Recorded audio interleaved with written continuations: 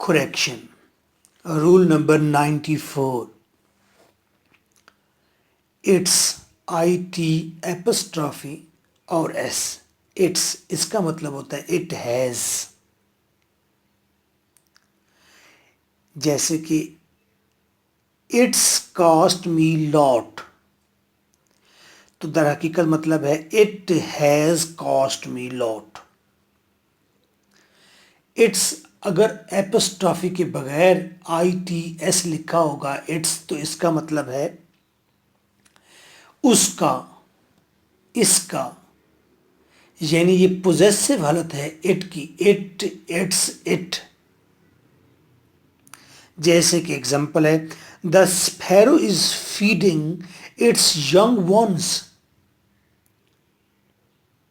Sparrow अपने बच्चों को दाना दुनका खिला रही है. डॉट. तो स्पैरो के लिए इट्स आया, अपने बच्चों को, स्पैरो.